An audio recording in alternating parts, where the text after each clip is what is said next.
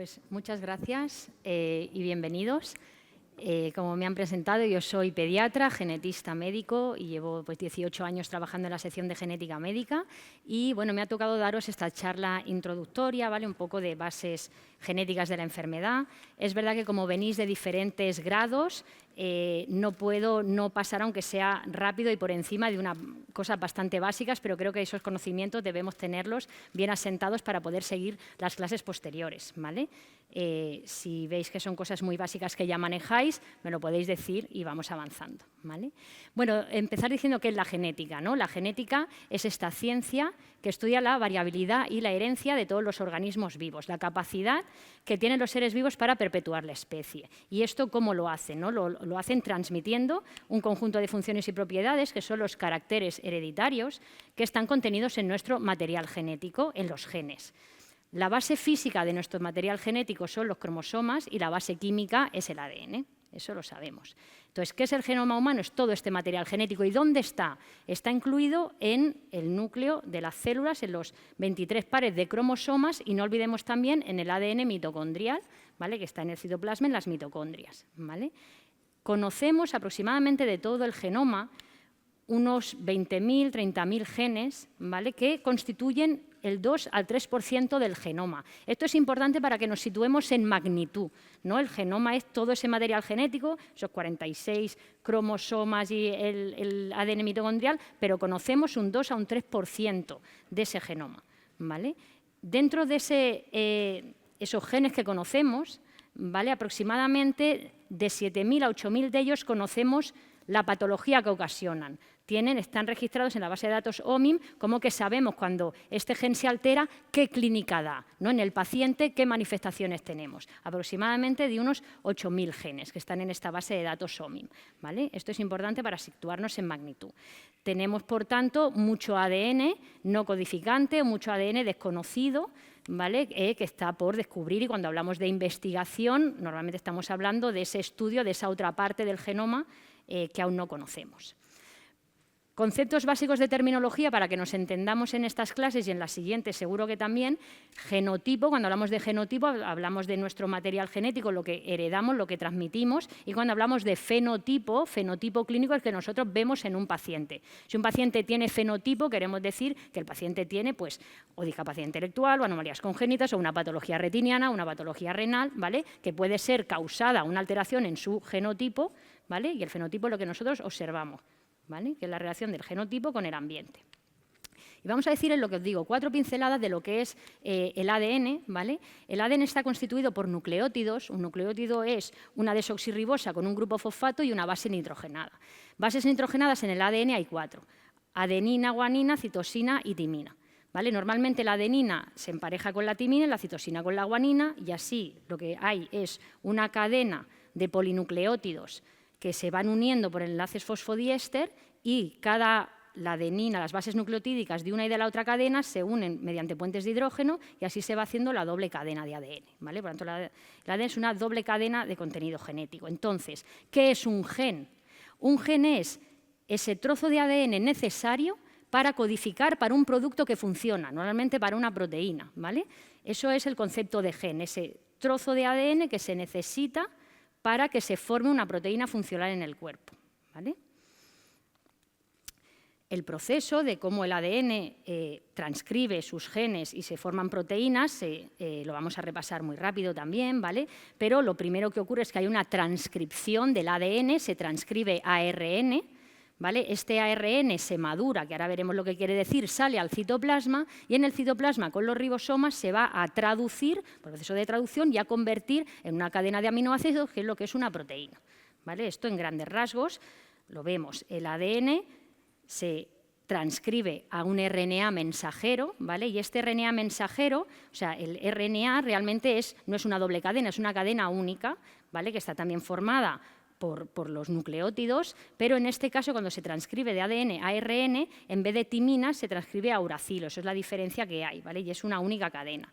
También decir que un RNA mensajero que va a codificar para un gen tiene partes codificantes y no codificantes, tiene exones y tiene intrones. Los exones son las partes codificantes y los intrones, a priori, grandes rasgos, de forma general, no. Entonces, lo que ocurre es que este RNA mensajero sufre un proceso de maduración o de edición donde se eliminan esas zonas intrónicas que a veces, si bien puede ser lugares donde ocurran variantes patogénicas o mutaciones en los genes, pero normalmente lo que ocurre es que se eliminan y lo que se traduce en el citoplasma proteína es el RNA mensajero maduro, ¿vale? Este fenómeno de maduración, ese fenómeno de splicing, y aquí veis también cómo lo que ocurre, que no sé yo si voy a saber apuntar con esto, que se eliminan los intrones, que es esto de aquí, lo que queda ya es los exones, que es lo que se va a codificar para proteína. Esto lo estoy pasando rápido porque entiendo que lo manejáis, pero por si hay alguna persona que no, pues dar una pincelada, ¿vale? El proceso de traducción hemos dicho que ocurre en el citoplasma, el ribosoma, llega el RNA mensajero maduro, y entonces, ¿qué ocurre? Aquí viene el tema del código genético, ¿no? Hay un RNA de transferencia que lo que hacen es que llevan tripletes, ¿vale?, de nucleótidos que se emparejan con el nucleótido del RNA mensajero, y cada triplete de estos, según el código genético que ahora os explicaré, va asociado a un aminoácido y de ahí se va leyendo, se van incorporando los distintos RNA de transferencia y se va sintetizando la proteína, ¿vale? Entonces, el codón lo que es esto, son 3 nucleótidos y entonces hay un código genético donde este alfabeto de 4 letras, al final lo que hacemos son 64 palabras que van a codificar para los distintos aminoácidos esenciales que tenemos, que son 20. ¿Vale? Aquí está el código genético, veis según el triplete, los nucleótidos que tiene, pues va codificando pues, por una fenilalanina, para una leucina, para una prolina, y así se van añadiendo los distintos aminoácidos. Y también hay algunos tripletes que son el codón de parada, esto también es muy importante. ¿Cuándo acaba de sintetizarse la proteína? Aparece un codón de estos stop y entonces ya no se une más aminoácido y la proteína ha terminado de sintetizarse, ¿vale? Esto es un ejemplo de lo mismo para que lo tengáis. También, una vez se ha sintetizado la proteína, aún viene otro proceso más, donde también pueden ocurrir alteraciones que puedan modificar que esto ocurra normal, ¿no? La proteína muchas veces tiene que plegarse, tiene que unirse a otras proteínas para funcionar, tiene que localizarse en un punto específico de la célula para hacer su función, ¿vale? Y todos estos pasos también pueden estar regulados y también las alteraciones genéticas pueden interferir en estos distintos pasos. Por tanto, es como el dogma central de la biología molecular este proceso que hemos explicado, ¿vale? No he podido evitar explicarlo, aunque rápido y breve, pero creo que todos sabéis de esto y ha sido como un repaso, ¿vale? Vale, entonces hablamos ya de las bases moleculares de la enfermedad, ¿no? Decimos que normalmente entre individuos un gran porcentaje del genoma es idéntico, pero sí tenemos ciertas variaciones en nuestro ADN, que pueden ser polimorfismos o variantes en la población general, que no son causa de enfermedad, pero también ahí ocurren posibles variantes patogénicas que pueden causar enfermedad en el humano. Entonces, ¿qué es una enfermedad genética? Una enfermedad genética es una enfermedad que es debida a una alteración, una mutación en el ADN, en el nivel de magnitud que sea, a nivel cromosómico o a nivel de los genes, que ahora lo hablaremos, que se puede transmitir a la descendencia, ¿vale? Por lo tanto, está afectando nuestro ADN. Entonces, la pregunta, ¿es siempre heredada? Esto ya son cosas básicas, pero muy importantes y que debéis todos conocer como futuros profesionales, ¿no?, de las ciencias de la salud. Algo genético no siempre viene heredado. Puede haber enfermedades genéticas que vienen heredadas de progenitores afectos o otros que son portadores, pero también puede ocurrir en una persona de novo, ¿no?, de nuevas. Luego esa persona ya afecta, tendrá un riesgo de transmisión, pero que ocurra por primera vez en una familia algo genético de nuevas no es algo tan extraño, ¿vale? Quiere decir que algo genético no siempre es heredado, otras veces sí.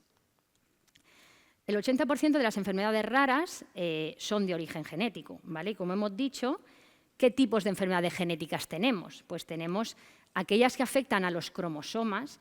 En consulta solemos explicarlo así, es algo muy sencillo, pero muy ilustrativo.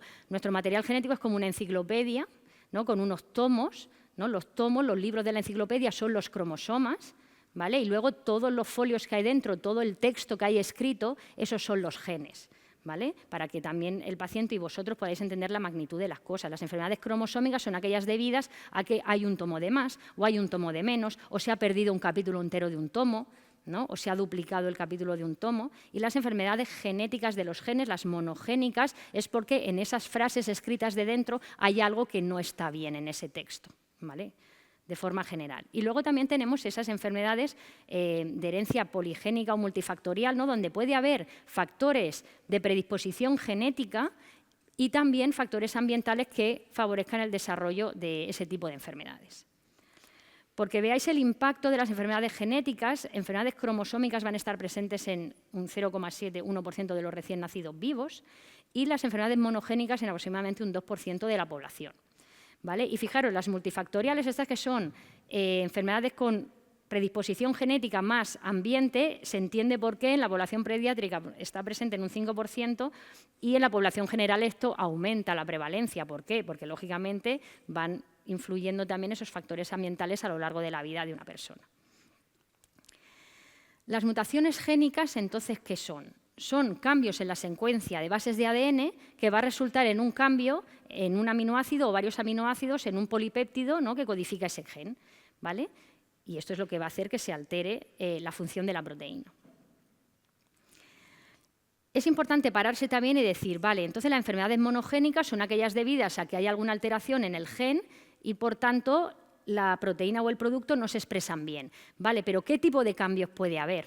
¿No? Esto es importante, tendréis otra clase de técnicas, pero es importante saber la enfermedad que yo estoy sospechando, cómo es su mecanismo genético, cómo se altera ese gen para saber cómo abordar el estudio, ¿no? Podemos encontrarnos que en la secuencia de ADN de ese gen haya una mutación puntual, o sea, haya un cambio, que ahora veremos qué tipo de cambio hay, que haga que la proteína se altere. Pero a veces lo que ocurre no es que haya un cambio en la secuencia, sino que se pierde un trozo de gen o se duplica un trozo de gen, ¿vale? Eso requiere otra técnica para su diagnóstico, ¿vale? Y eso hay que saberlo, ¿no? Es cómo abordarlo, o si la mayoría de las veces es por una mutación puntual, pediré un tipo de técnica, pero si hay un porcentaje considerable que es por delección o la causa más frecuente es por delección, tendré que estudiar primero eso, ¿vale?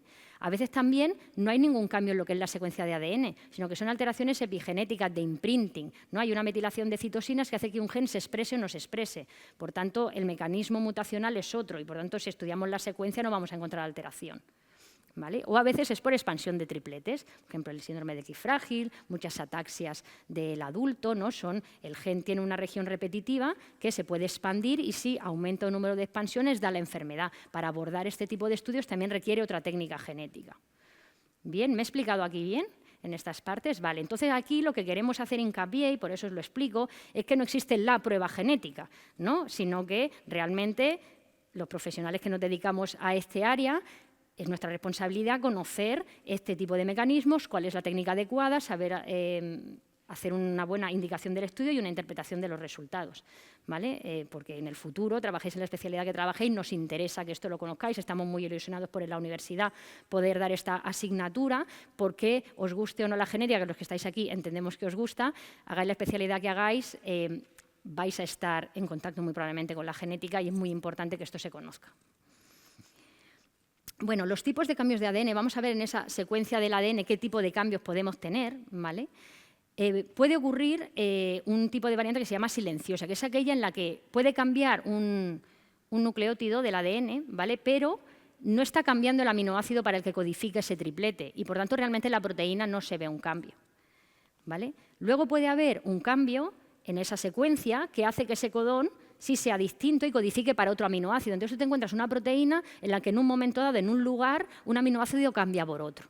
Entonces, ¿esto qué es lo que ocasiona en la proteína? Bueno, puede ocasionar diferentes cosas o no, puede hacer que se pierda la función de la proteína según donde esté, puede ser que aumente la función de la proteína según donde esté localizado también. Quiero decir que las variantes estas de tipo missense, que es así como se llaman, de un cambio de aminoácido, es importante tenerlas en cuenta y ver qué mecanismo están produciendo en la función de la proteína. Luego están las tipo nonsense. ¿Esto qué es lo que ocurre? Hay un cambio en las bases de ADN, pero lo que ocurre es que el nuevo triplete codifica para un codón stop de esos que he dicho antes, donde de repente para de sintetizarse la proteína. No es que cambie por otro aminoácido, sino que a partir de ahí se para. Si, por ejemplo, tú tienes una proteína que es de 800 aminoácidos, de repente en la posición 200 aparece un cambio que genera un codón stop, de repente te encuentras con una proteína truncada, ¿vale? Porque no tiene el tamaño que tenía y lo que ocurre es que se ha quedado antes y normalmente este tipo de alteraciones producen una pérdida de función de esa proteína, ¿vale? Según dónde ocurre este truncamiento, puede alterar más o menos la función. Quiero decir, si esto ocurre muy al final de la proteína, que a lo mejor esa zona de cola de aminoácidos no tiene una función muy importante, puede alterar más, o si ocurre antes, puede alterar menos, ¿vale? Luego también el último tipo, ¿vale?, que os voy a explicar, de variantes del ADN, son las inserciones y deleciones. ¿Esto qué es? Que en un momento pueden insertarse o deleccionarse un número de nucleótidos que puede generar una alteración en la proteína. Entonces, esto va a depender. Si es múltiplo de 3, esa delección o inserción es múltiplo de 3, pues vamos a quitar un aminoácido entero o a insertar uno de más ahí en medio.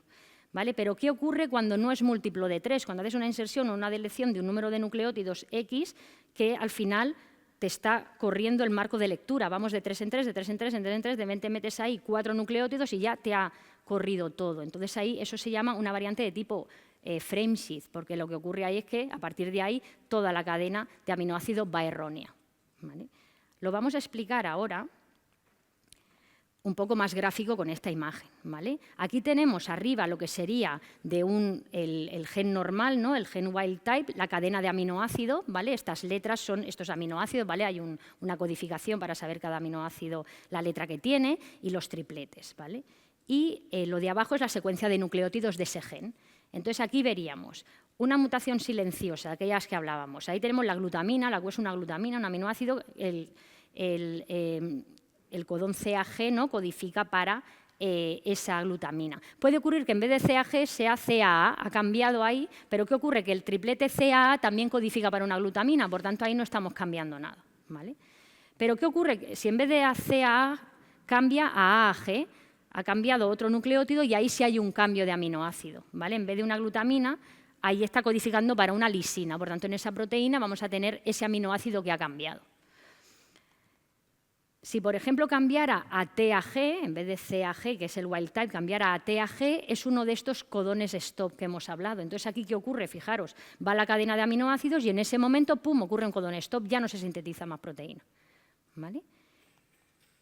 Y cuando hay una frameshift de esta que de repente se inserta un número de aminoácidos, veis como ya a partir de ahí los aminoácidos que vienen ya no son los que tocarían en la proteína funcional y ya empieza a ser todo aminoácidos distintos, ¿vale? Se corre todo el marco de lectura hasta el momento que aparece un codón stop y se trunca la proteína, ¿de acuerdo? Si hemos visto los distintos tipos de mutaciones o de variantes patogénicas dentro del ADN. ¿Vale? Por tanto, tras un estudio de secuenciación, de leer todo lo que es la secuencia de ADN de un gen, podemos al final tener lo que llamamos una variante patogénica, porque es verdad que la palabra mutación la utilizamos ya menos, es como una variante patogénica, una variante del ADN que es causal para la enfermedad, y luego hay otras variantes en el ADN que están presentes en un 1% de la población o más, y eso serían polimorfismos, son variantes no patogénicos. Ahora hacemos un poco también de descanso, explicando otro concepto de terminología que es importante que manejéis, es muy básico, pero para que nos entendamos en el resto de clase y en las posteriores, de lo que es un alelo y lo que es un locus, ¿vale? Un locus es un lugar específico de un cromosoma. En el cromosoma 1, en el cromosoma 2, tienes un lugar, ¿vale?, donde está un gen en concreto, ¿vale? Eso es un locus. Y los alelos, ¿qué son? Son las variantes de ese gen alternativas que hay en las personas, ¿vale? Así, uno puede ser homocigoto en el sentido de que los dos alelos sean iguales, ¿vale? Eres heterocigoto cuando uno es de una forma y otro es de otra, o heterocigoto compuesto, estamos hablando, cuando ahora hablemos de los patrones de herencia, lo entenderéis mejor, que los dos alelos que tiene ese individuo en ese locus, los dos están alterados, ¿vale? Heterocigotos compuestos. Por tanto, todos tenemos dos alelos de cada gen, ¿vale? Uno vino de nuestro padre y otro vino de nuestra madre, ¿de acuerdo? ¿Me he explicado bien aquí? ¿Sí? Vale, si alguien tiene duda, lo explico de nuevo. Otra cosa de terminología importante, ¿vale?, que es la heterogeneidad genética, ¿vale? Porque veréis muchas veces, pues esta entidad tiene heterogeneidad genética, ¿esto quiere decir? Hay diferentes conceptos. La heterogeneidad alélica, dimos que el alelo es la secuencia de ese gen que tenemos, cuando puede ser que un gen se altere por distintas mutaciones en el mismo gen. Eso es heterogeneidad alélica, ¿vale? Pues el gen, yo qué sé, de la neurofibromatosis, el gen del síndrome de Marfan, pues no es que haya una mutación ahí, hay muchas mutaciones distintas en ese mismo gen, ¿vale? Eso es heterogeneidad alélica, ¿vale? Y la heterogeneidad de locus, lo podéis sacar por lo que os he explicado antes, una enfermedad puede estar debida a mutaciones en distintos genes, que están en sitios diferentes, en locus diferentes, ¿vale? Por ejemplo, la osteogénesis imperfecta no es debida a mutaciones solo en el gen del colágeno 1A1, o 1A2, ¿no? Hay muchos genes, hay más de a lo mejor 13 o 14 genes descritos. De retinitis pigmentaria, por ejemplo, pues también hay 24 locus diferentes de genes que pueden implicar. Esto es importante saberlo porque cuando tú estudias a un paciente de una enfermedad genética, tú tienes que saber esa enfermedad genética si es debida a alteraciones en un gen o es debida a alteraciones en muchos distintos genes para saber cómo abordar el estudio de este paciente. ¿De acuerdo?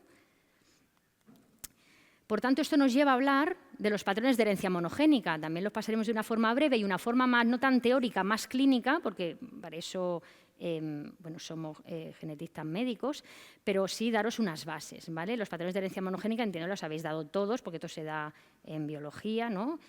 Por tanto, me lo voy a saltar, pero ahí lo importante es en consulta, ¿no?, que hacemos los médicos genetistas, es el hacer un árbol familiar, un estudio de la familia, ¿vale?, que eso nos va a ayudar a establecer si hay un patrón de herencia para la enfermedad en cuestión que estamos buscando, ¿vale? Esto, cómo se hace un árbol familiar, está estandarizado para que todo el mundo lo haga igual, los cuadrados son hombres, los círculos son mujeres, ahora no puedo tener tiempo de explicarlo, pero bueno, que es muy importante hacer el árbol familiar bien estructurado porque nos va a ayudar muchas veces para un asesoramiento genético, incluso ver si hay más afectados en la familia, si no, y hacer el árbol familiar es un trabajo bastante exhaustivo. Hay que preguntar individuo a individuo los antecedentes, muchas veces algunos familiares incluso no conocen muy bien esos antecedentes, pero hay que intentar que los datos sean veraces, ¿no?, de quién puede o no padecer la enfermedad y qué enfermedad padece. Eso es importante. Y así, de forma general, los patrones de herencia monogénica que conocemos son estos. La herencia dominante, la herencia recesiva, ¿vale?, autosómica dominante, autosómica recesiva, y la herencia ligada al cromosoma X. Cada patrón de herencia tiene un riesgo de recurrencia, ¿vale?, de que la persona afectada, qué riesgo tiene de transmitir la enfermedad a su descendencia, etcétera. Por ejemplo, este árbol familiar, aunque ahora iremos uno por uno un poquito más específico, donde vemos que hay afectados en varias generaciones, ¿verdad?, con un patrón vertical, ¿no? Hay padres, hijos, nietos afectados, los afectados son los que están pintados y que se afectan hombres y mujeres igual. ¿Alguno sabría decir qué patrón de herencia es este? Si alguno conocéis estos patrones de herencia. Muy bien, autosómico dominante, ¿vale? En este caso en el que tenemos cierta consanguinidad, que es esa doble raya que se ve, donde los padres, o sea, aquí el afectado está completamente pintado y el que está medio pintado es que es portador, ¿vale? Por lo tanto, tenemos padres sanos con hijo enfermo, con este patrón de consanguinidad. ¿Qué patrón de herencia podríamos estar hablando? Autosómico recesivo, muy bien. Aquí este puede ser un poco más complicado. Tenemos hombres y mujeres afectos. Los hombres no transmiten la entidad y las mujeres lo transmiten a toda su descendencia, sean hombres o mujeres. Esta la vamos a pasar un poco por encima por falta de tiempo, pero porque la conozcáis también, que es importante. ¿Alguien la sabe? Muy bien, muy bien. La herencia mitocondrial, que es la que se pasa por el ADN mitocondrial, ¿vale? Y esta en la que las mujeres son portadoras, que llevan el círculo, y los afectados son varones y siempre están emparentados a través de mujeres, los hombres afectos, sería la ligada al X, ¿no? Vale, muy bien. Entonces, a grandes rasgos, en principio, una herencia autosómica dominante, el afectado va a tener un riesgo de un 50% de transmitir la entidad a su descendencia en cada embarazo, con independencia del sexo y con expresividad variable. Ahora matizaremos estos conceptos. En la recesiva, los padres sanos que han tenido un hijo afecto van a tener un riesgo de un 25% de recurrencia, de que vuelvan a tener otro hijo con la entidad, que ahora también veremos más adelante. La mitocondrial es de transmisión materna, 100%, ¿vale?, a toda su descendencia. Y la ligada al X es aquella que la mujer tiene un riesgo de un 50% de transmitirlo a su descendencia. Si el que lo hereda es un varón, estará afecto. Si el que lo hereda es una mujer, va a ser portadora, más o menos sintomáticas según la inactivación del X, que también lo veremos ahora, ¿vale? Pero esto es como a grandes rasgos. Esto es lo que la gente a veces cree que es el asesoramiento genético. Qué fácil. Riesgos. Yo aquí a que vengo a explicaros muy brevemente y por encima que esto no solo es así, ¿vale? Que el asesoramiento genético lleva muchas otras cosas y matices que hay que tener en cuenta y intentar daros unas pinceladas generales, ¿vale? La herencia autosómica recesiva. Aquí veis. Es ese patrón donde se habla de un patrón vertical en el pedigrí, porque si hay varios afectos suelen ser hermanos, ¿vale? Los padres suelen ser sanos, ¿vale? Y esto se expresa en homocigotos o heterocigotos compuestos. Quiere decir que ese individuo, los dos alelos que tiene, el que viene de su padre y el que viene de su madre, están alterados. Puede ser que los padres sean portadores de la misma variante patogénica, por tanto sea homocigoto, o que el papá tenga una variante, la mamá tenga otra y él sea un heterocigoto compuesto, tenga los dos alelos con dos mutaciones distintas, ¿vale? Aquí con este dibujito se ve bastante bien, ¿no? Entonces, en cada embarazo, esos papás, ¿qué riesgo tienen? Se pueden ir, aquí están pintadas, la R grande o azul es una copia normal del gen y la R pequeña la alterada. En cada embarazo juegan estas bolas, es como tienes una bolsa con 4 pelotitas, 3 blancas y una azul, ¿vale? Por tanto, podemos ir las dos R's grandes a la descendencia, un R grande con una R pequeña de uno o del otro progenitor, todo esto son hijos sanos, ¿vale? Estos son hijos sanos, el 75% de riesgo de un hijo sano, y hay un riesgo de 1 en 4, de un 25% de que se vayan las dos copias de las que ellos son portadores a la descendencia y aquí este niño tendría la enfermedad. De los sanos vemos que 2/3, 2 de 3, es el riesgo que hay de que los hijos sean portadores como los papás. ¿Vale? Y como esta enfermedad es autosómica, hombres y mujeres se afectan por igual, ¿vale? Eso es importante. Cuando hablamos de riesgo de recurrencia, ya lo hemos dicho, ¿vale? Padres sanos de un hijo afecto van a tener un riesgo de que esto vuelva a ocurrir de un 25%, ¿vale? Y para el afecto tiene 2 copias alteradas de la mutación. Su riesgo de tener hijos enfermos, ¿de qué va a depender? Lo pone aquí, de la pareja con la que se reproduzca, ¿vale? Si su pareja no es portadora, tiene 2 R grandes, ninguno de sus hijos va a padecer la enfermedad, ¿vale? Porque la persona afecta sí o sí, da su alteración, pero su pareja da una copia normal. Por tanto, todos los hijos van a ser portadores sanos, pero no enfermos, ¿vale? Si su pareja fuera portadora, entonces sí que habría un riesgo de un 50% de hijo afecto, porque la afecta sí o sí daría la alteración y la pareja sería un 50-50 de que dé una copia normal o una copia alterada, ¿vale? Bien, entonces, ¿qué cosas hay que tener en cuenta, además de esto, que es como lo básico de la herencia recesiva, cuando damos asesoramiento genético, ¿no? Estos factores son los que vamos a hablar brevemente, consanguinidad o endogamia, ¿no? Frecuencia de portadores de ciertas enfermedades en la población general, la importancia de detectar portadores y estudiar a familiares en riesgo de ser también portadores a raíz del diagnóstico de un paciente, otros factores que pueden influir en el asesoramiento de enfermedades recesivas y también del asesoramiento según genotipo, y ahora lo vamos a ver. La consanguinidad de endogamia es breve. Lógicamente, si una pareja es consanguínea o pertenece a la misma población, es más probable que pueda ser portadora de lo mismo, ¿vale? Por tanto, la consanguinidad de la endogamia es algo que va a hacer que sea más probable que tu pareja sea portadora de lo mismo que tú. Hay que preguntar por ello, no todo el mundo sois primos, no, pero es que muchas veces hay una consanguinidad a lo mejor no conocida, ¿no? Pues si las familias son de la misma zona de siempre, si se comparten apellidos, ¿no? Esas cosas hay que preguntarlas. Pero luego también tenemos, ¿no?, la ley de Hardy-Weinberg, que algunos conoceréis, que es a raíz de la incidencia de la enfermedad en una población se puede sacar el cálculo de la frecuencia de portadores de esa enfermedad en la población, ¿vale? Ponemos un ejemplo, por ejemplo aquí en Murcia los portadores de fibrosis quística, ¿no?, 1 de cada 22 personas puede ser portador, por tanto es una enfermedad recesiva bastante común, motivo por el cual pues, también está incluida en el tema de la prueba del talón, del screening neonatal, ¿vale? Ese es un cálculo que se puede hacer para estimar la frecuencia de portadores de la población, ¿vale?, de esa enfermedad en cuestión que estemos viendo.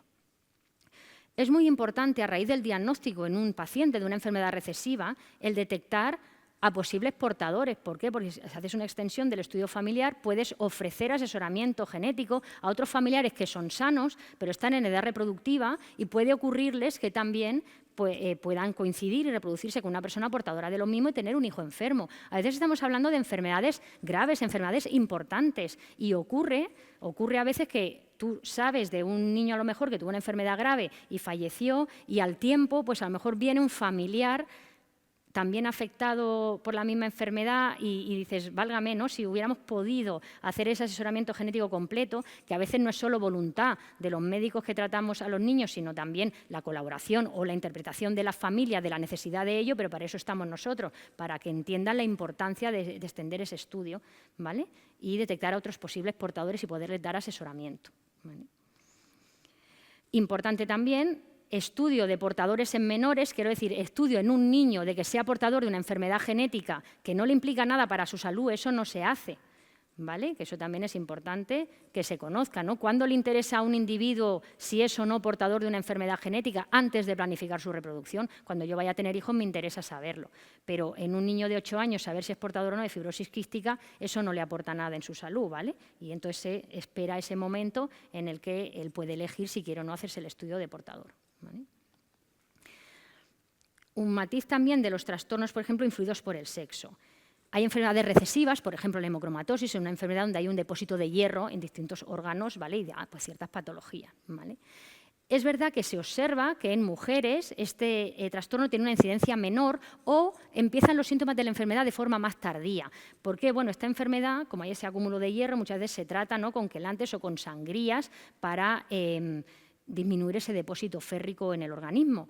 Entonces, es verdad que se ve que en mujeres se manifiestan menos o más tarde y se entiende pues, por el hecho de que la mujer tiene la menstruación, ¿no?, donde va haciendo su sangría mensual, o a nivel general se puede decir una menor ingesta de carne roja en la mujer que hace menor depósito de hierro, y cuando viene la menopausia, ¿no?, es cuando a lo mejor empiezan a manifestarse más esos síntomas de sobrecarga férrica. Esto es un ejemplo solo por decir que a pesar de todo esto, de que intento daros unas pinceladas generales de cómo asesorar una enfermedad recesiva, luego cada enfermedad hay que individualizar, ¿no? Hay que conocer cada enfermedad y individualizar a la persona a la que le estás informando, ¿no?, de cuáles pueden ser las manifestaciones de esa enfermedad.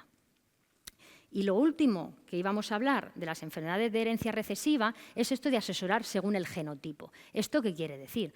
En las enfermedades recesivas hemos dicho que tienes dos mutaciones, dos variantes patogénicas, ¿vale? Pero como hemos visto también en los tipos de variantes, hay algunas que puedan alterar más la proteína o menos. Lo que decimos, hay mutaciones leves y mutaciones graves, ¿no? Te puedes tener que uno de los alelos, una de las copias, la proteína no funciona nada, y en la otra, pues la proteína funciona un poco, ¿vale? O que una persona tenga dos mutaciones que no funcionan nada, otra persona tenga dos mutaciones leves que van funcionando. El fenotipo que vamos a observar, ¿ves como he explicado al principio? Lo que yo observo, la clínica que veo en el paciente puede diferir, y eso es muy importante.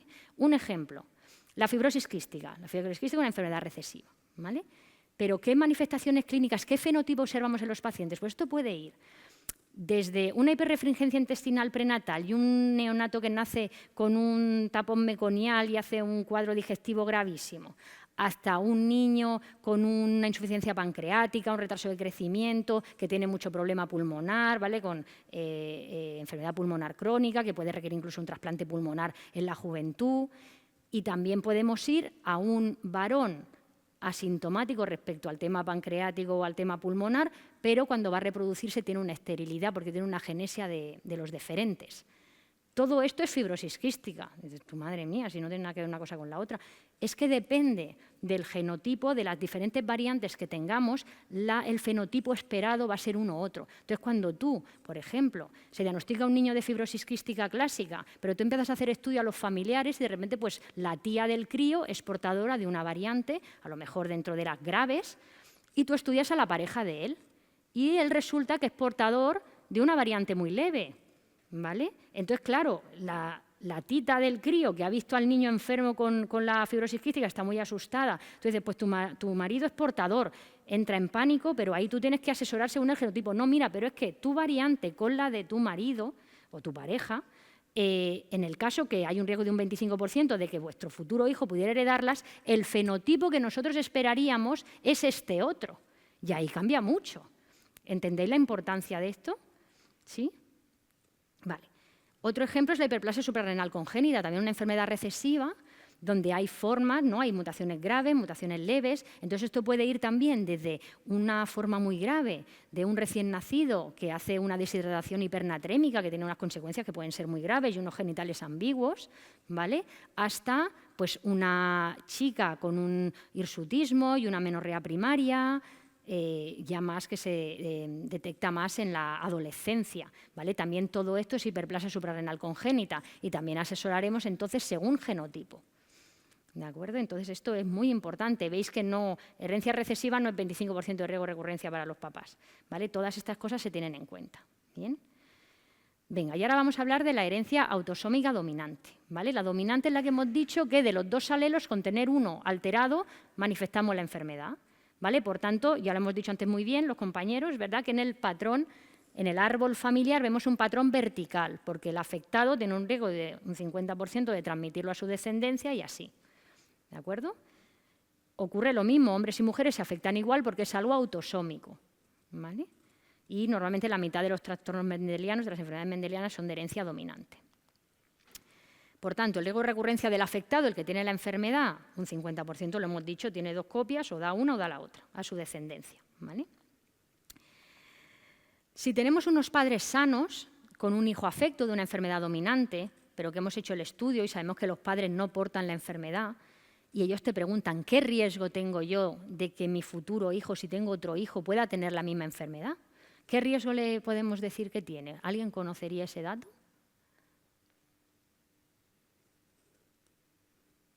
No. Bueno, diríamos que el riesgo, es una mutación en este caso de novo, y el riesgo de recurrencia sería aproximadamente un 1%, ¿vale? ¿Por qué? Porque se habla de un posible mosaicismo germinal. Esto realmente es un dato teórico, empírico, ¿vale? Porque lo que este concepto quiere decir es que no sabemos si en los progenitores, ¿vale? En los óvulos o en los espermas puede haber algún mosaicismo, alguna población que tenga la alteración genética y pueda recurrir. ¿Esto cómo lo sabemos? ¿Alguna vez a alguien le han estudiado todos los óvulos o todos los espermas? No. Pero en la literatura se ha visto que padres sanos que han tenido un niño afecto de una enfermedad dominante, en un 1% de los casos ha repetido en un segundo hijo. Y entonces esto es como un concepto teórico que se explica de posible riesgo de recurrencia, ¿vale? Es muy bajo y ese es el riesgo de recurrencia que se estima. Y si ellos te preguntan, la mamá, por ejemplo, del crío, ¿y mi hermano tiene riesgo de tener un niño afecto de esto? ¿Y mi otro hijo que es sano tiene riesgo cuando vaya a tener hijos? Ahí la respuesta es no, ¿vale? El riesgo es el de la población general, el que tenemos todos, ¿vale? Esto es importante. Es importante. ¿Y qué cositas hemos de tener en cuenta? Igual que en la recesiva teníamos todo aquello. A la hora de dar un asesoramiento genético, antes de hablar o decir lo que pensamos de si hay riesgo o no, estos conceptos hay que tenerlos en cuenta y conocerlos. Penetrancia, expresividad, mosaicismo o cuándo podemos tener un individuo asintomático sin que realmente lo sea, ¿vale? La penetrancia es porcentaje. ¿Qué quiere decir? Penetrancia es el porcentaje de personas que teniendo una variante patogénica en ese gen van a manifestar síntomas, ¿vale? Es un concepto de porcentaje. No todas las enfermedades genéticas tienen una penetrancia completa, ¿vale? Hay enfermedades genéticas que no. Y esto es muy importante y tú lo has de saber. Por ejemplo, la exostosis múltiple, una enfermedad dominante donde ocurren pues, unas bultos, tumoraciones óseas en las extremidades, ¿vale? Que pueden dar deformidades y lesiones y puede haber afectación esquelética importante. Esta enfermedad tiene una penetrancia incompleta. Entonces tú a lo mejor estás hablando con esta chica que está afecta, ¿vale? Y ella te pregunta, ¿no? Y te dice, entonces mi hermana que está sana, ella no tiene riesgo, ¿no? Entonces, claro, si tenemos unos conocimientos básicos de genética, pero no con estos matices, tú dices, pues esto es dominante, él lo tiene, pero la hermana que no manifiesta nada, pues no lo tiene. Ah, no, ella no lo pasa. Y tú dices, no, tu hermana que esté tranquila. No, si hay penetrancia incompleta, deberíamos confirmar genéticamente la enfermedad en el afectado para poder estudiar a esa persona asintomática, pero que podría tener la enfermedad y transmitirla. Y hay un riesgo de un 50%, ¿vale? Y el árbol familiar lo veríamos de este tipo, ¿no? Esta mujer que no está afecta ha tenido un hijo enfermo, ¿vale? ¿Habéis entendido bien este concepto? Es de porcentaje, ¿vale? Y no siempre es completa y debemos saberlo si estamos hablando con el paciente si su enfermedad tiene o no penetrancia incompleta, ¿vale? Ejemplos. Luego hablamos de expresividad. Expresividad es la gravedad de las manifestaciones clínicas, ¿no?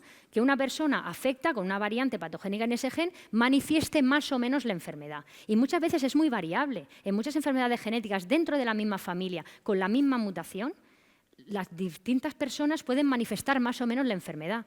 Por tanto, eso en genética médica es algo que hacemos muchísimo. Tú estás viendo un paciente con una enfermedad y vamos a buscar en los papás signos menores de esa enfermedad, porque a veces nos ocurre. Estás valorando a un niño y de repente le dices al papá o a la mamá que ellos también tienen lo mismo. Pues, ¿qué me está diciendo usted? Pues si yo estoy sano, pues si a mí nadie me ha dicho nada. No, es que usted tiene lo mismo, pero es una manifestación más leve, una manifestación menor.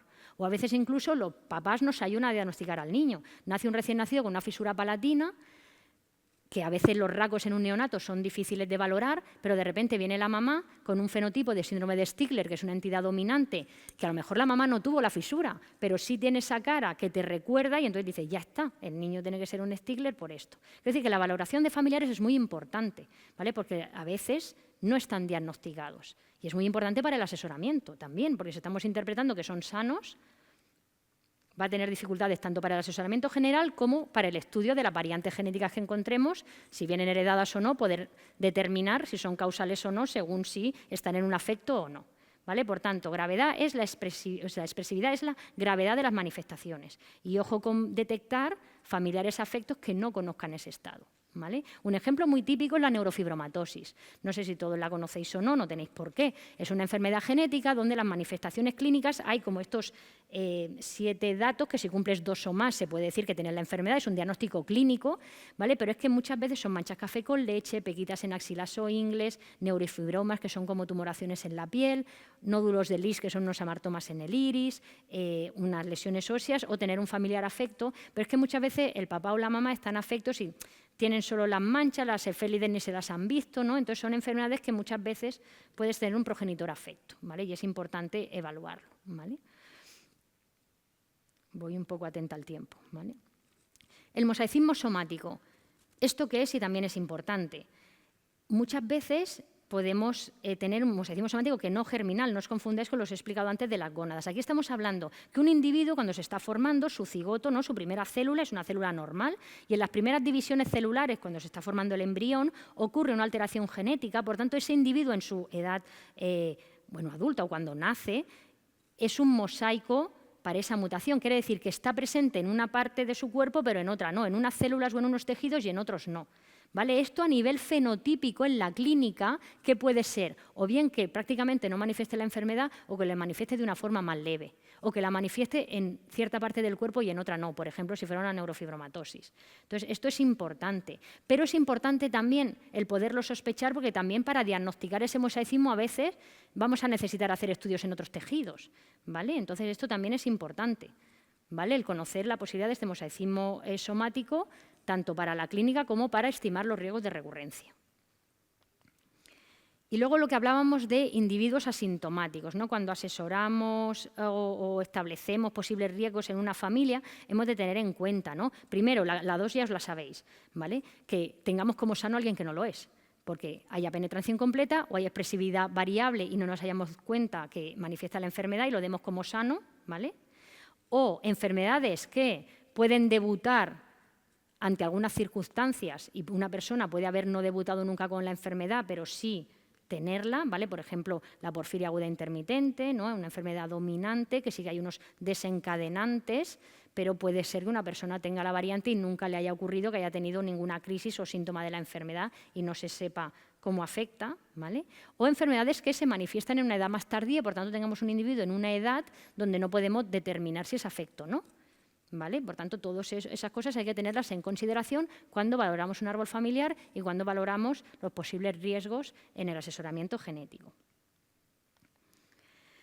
Otra cosa importante es, hay enfermedades autosómico-dominantes, ¿no? Que están en heterocigosis, está un alelo alterado y el otro no, pero ocurre que cuando 2 personas, a lo mejor afecta de esta entidad, se reproducen, puede darse ese fenotipo, ese cuadro, o ese genotipo se puede dar en homocigosis, que un individuo tenga las 2 alelos con esa alteración de un gen dominante y normalmente eso da un cuadro pues, bastante más severo. Por ejemplo, la acondroplasia, que es una displasia ósea que probablemente todos conocéis, ¿vale? Que no lleva ni discapacidad intelectual ni otros problemas. Si 2 personas con acondroplasia se reprodujeran y diera la casualidad que las 2 copias alteradas de cada uno fueran al mismo niño, sí ocurre una displasia ósea bastante grave, que es una displasia tanatofórica.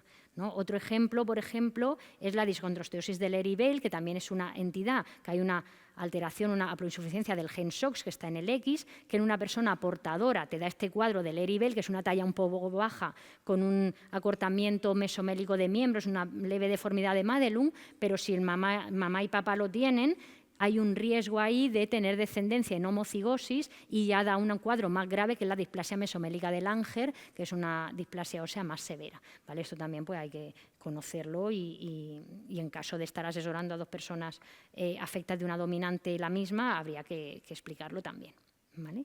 Y ya para terminar, termino con la herencia ligada al X, ¿vale? Muy brevemente también. Aquí, ¿qué concepto hemos de tener en la cabeza? Las mujeres tienen dos X y el varón tiene una X y una Y. Por tanto, un gen en el X que esté alterado, en principio, como la mujer tiene ese otro X, como que compense, los afectados son los varones. Esto la teoría, ¿vale? Como decíamos en el árbol. Los varones son los afectos y suelen estar emparentados a través de mujeres, ¿vale? Esta es la teoría. ¿Qué ocurre o qué cosa tenemos que conocer, que es importante?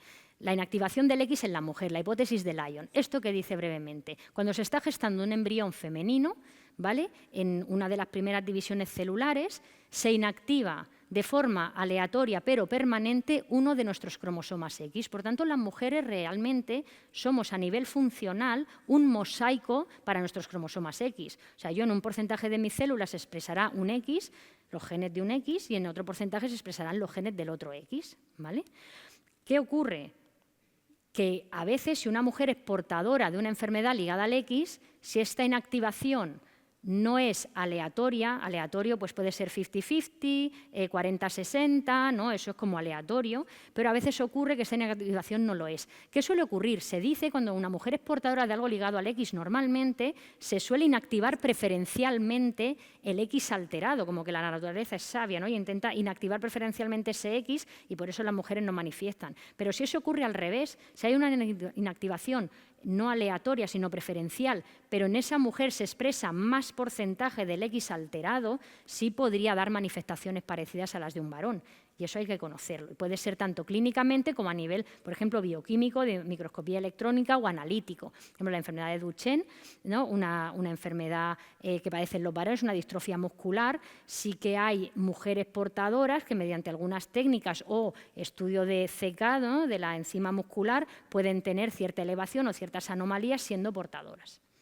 Pero, de norma general, las mujeres son menos sintomáticas. Por tanto, la herencia ligada al X es la que hemos puesto. Varones afectos, pero alerta, no hay transmisión varón-varón, porque el hombre tiene una X y una Y. Y si un hombre tiene un hijo varón, ¿qué le ha pasado al hijo?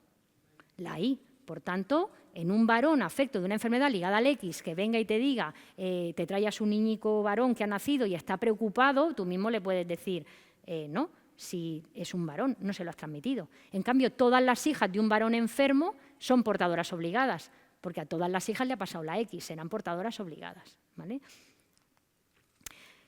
Igual que en la recesiva era muy importante detectar a todos los familiares portadores en riesgo, en las ligadas al X nos interesan las mujeres que puedan ser portadoras asintomáticas y tengan riesgo de un hijo varón, ¿vale? Por tanto, igual que hacíamos con la recesiva, es muy importante detectar esas mujeres portadoras para poder darles un asesoramiento previo a su planificación reproductiva, ¿de acuerdo? Bueno, yo aquí termino. Decir que esto no acaba aquí, que luego vienen los modelos atípicos de herencia, ¿vale? Que no son ni el dominante, ni el recesivo, ni el ligado al X, como es la impronta genómica, la disomía uniparental, pero bueno, lógicamente por tiempo y tampoco en la situación de la ponencia de hoy, no vamos a hablar de ello, lo haremos otro día. Y bueno, para concluir, decir que quería expresar, ¿no? Conocer las bases genéticas de la enfermedad, tanto cuando se afectan cromosomas como cuando se afectan genes, la importancia de la entrevista clínica, del examen clínico y hacer un árbol familiar completo que nos va a ayudar a conocer el patrón de herencia de un posible trastorno y identificar la importancia de otros familiares en riesgo que puedan beneficiarse de un asesoramiento genético. Espero que os haya gustado la clase o la ponencia, cualquier duda o cosa que tengáis me la podéis hacer o concepto que queráis que aclaremos, yo estaré encantada en aclararlo.